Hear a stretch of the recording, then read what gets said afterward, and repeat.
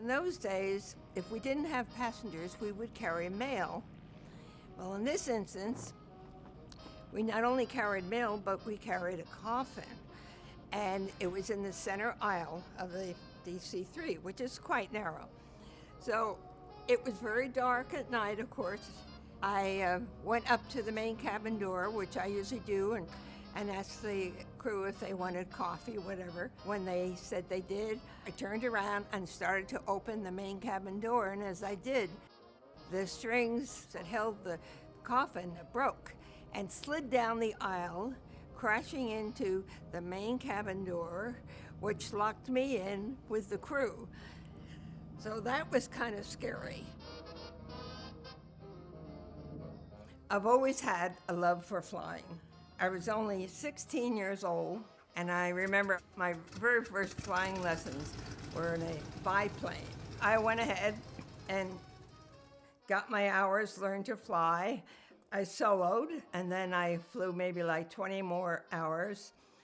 And at that time, I wanted to get into the Women's Air Corps Service Patrol because I heard about women that were ferrying bombers to England, and that really thrilled me. Some of the WASP pilots were towing targets for the male pilots for practice. Now, I don't know how true this is, but I have heard it from several instances that some of the male pilots directly aimed at the women pilots. There were quite a few women that were killed, whether it was due to poor equipment or poor planning. But all in all, they began to get the respect of the male pilots because they were very cooperative and very sincere about what they were doing.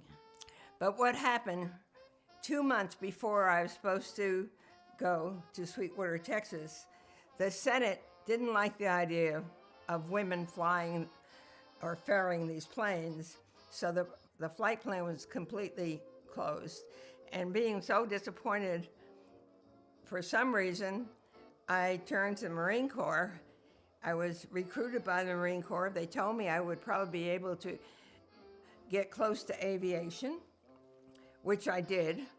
And every time I see a Marine or hear about it, I'll always say Semper Fi. As a young girl, I always wanted to fly. And having lived in Roselle Park, New Jersey, I used to watch the planes, particularly the DC-3s, landing at Newark. And I would sit on the rooftop at night, and I could see the cabin lights come on. And I was wondering where those people were going. And of course, I was about 9 years old at the time. And little did I know that one day I would be on one of those planes, and I would be an airline hostess for TWA. It was very difficult in those days to become an airline hostess. You had to be a certain weight, a certain height. You could not be married. You couldn't have any facial scars. Well, all my life I've always been on the chubby side, so I had a problem with my weight. Well, we used to have what they called check hostesses, and we never knew who they were because they would not be in uniform. And they would come on the plane and they would observe how you would handle the passengers. Well, fortunately, I never had any problem handling passengers because I loved talking to people. But I had gained a few pounds, and the check hostess noticed that. And I remember when I got back to the base, in my mailbox was an invitation to get weighed, and I had exactly 1 week in which to get weighed. One time I was so desperate, I couldn't lose the weight fast enough. So I knew this young doctor, and I said, I don't know what I'm going to do. He says, well, did you ever have your tonsils out? And I said, no. He said, well, okay. He says, come on in. He says, I'll take out your tonsils, and you can stay in the hospital for a week. In those days, you stayed in the hospital for a long, long time. So during that week, I just about starved myself. And then I was able to get back and weigh within the week's time that they gave me. But that's I shouldn't tell that story, but that's, it was very important. I mean, they'd fire you if you were overweight, even by a couple pounds. Traveling by air is a lot more difficult now with security. Most of us would board the plane just on the runway. It was so simple. We didn't have seat assignments, and the one airline hostess was responsible for serving meals, beverages, greeting passengers, memorizing their names. So when you would approach a passenger, you would memorize the name. We decided that the Mardi Gras was so wonderful, we were having so much fun. We were there about a week. We wanted our son to come down. He was 8 years old and was pretty thrilled. I don't think he's ever flown before. And the way he was dressed, he had a black jacket, the Nazi helmet, he had a toy Tommy gun, and a hand grenade. And he boarded the plane that way. Well, I guess in those days, as you can tell, we didn't have the security, or did we care what people took aboard the plane or what they wore.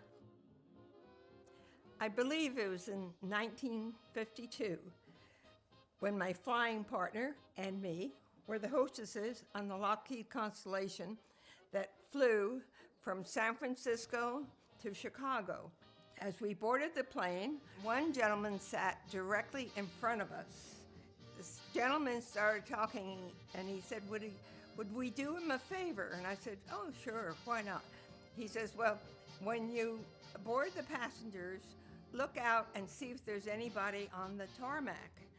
So anyway, we looked out, and of course we told him there weren't any. When we landed at Chicago, and there were 4 handsome young gentlemen standing on the tarmac, and Al Green was waving at them, and he came running off to them. The hotel we stayed at was called Del Prado, and my partner and I were ready to go to dinner, and then we had a phone call from this gentleman who gave us his name of Al Green, saying that because of the favor we gave him, he was going to take us to the Pomp Room and to the Chez Paris, which was a nightclub. So we put on our civilian clothes, and there was a gentleman waiting for us. He said the limousine is waiting. So here we go. We go into the limousine, not knowing what's going to happen to us, but still thrilled. Al Green was waiting for us with 4 young, good-looking gentlemen. I could order anything I wanted. And then after we had dinner, they took us to the Chez Paris. And Al Green kept saying how much he appreciated what we did. They took us back, and later on, I told my mom the story. And she told me that it appeared that Al Green was a gangster. And the people that he was checking on were his men, and he wanted to make sure that there weren't men from another gangster group. Every day that I flew, I really thank God that I could fly, because it was so enjoyable, and the passengers were so courteous and nice, and it was quite elegant in those days. I didn't want it to end. And of course it did after 5 years of flying, because we could not be married if we flew. I realize now it's entirely different. Oh, I have slipped the early bonds of life and danced the clouds on laughter's silver wings. Sunward I climbed and joined the tumbling mirth of sunsplit clouds, and done 100 things you have not dreamed of. Wheeled and soared and flung my eager craft through footless halls of space. Up, up the long, delirious, burning blue, where never a lark or even eagle flew. And while in silent lifting, put out my hand and touched the face of God.